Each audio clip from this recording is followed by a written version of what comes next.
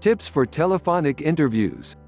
Telephonic interviews are used by employers as a means to reduce the number of candidates for a face-to-face interview in order to make sure the best candidates are seen.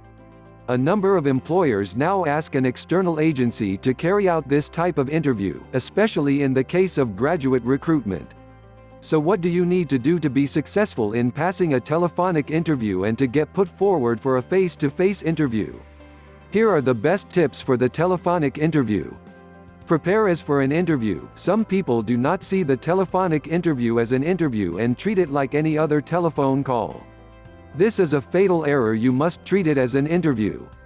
You need to prepare and make sure you are not disturbed during the call. I suggest you spend at least 15 minutes prior to the call to rereading your notes. Create the right environment. Make sure that all background noise is turned off as the radio and music. This is both distracting and will make you appear unprofessional. If possible, arrange the interview for when no one else is in the house. There's nothing worse than having the family shouting at each other when you are trying to sell yourself. Telephone interviews normally last for between 30 minutes to an hour. This will depend on the type of job. Your CV. Put your CV with you during the telephonic interview. Look for the achievements and experience you want to highlight that are relevant to the job. You can then use it as a crib sheet during the interview. You may also put your achievements on a separate list so you can make sure you highlight them all. What do they want to know? This is an interview to filter out the candidates to go forward for a face-to-face interview. Think about the key things the employer is likely to want to know.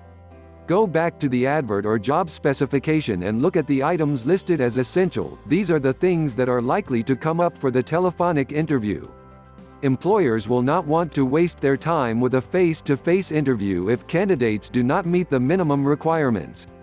Other than the specific experience they will be looking for, interpersonal skills, communication skills, evidence that you can work as part of a team.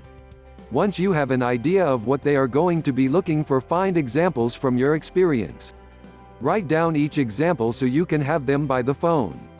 Make sure you practice them beforehand with a friend or member of the family. Your answers should be not more than 2 minutes long. During the call, make sure you speak clearly and listen carefully to each question. Do not interrupt the interviewer. Keep a glass of water nearby. But do not chew gum or smoke. An interviewer will hear this and you may get rejected.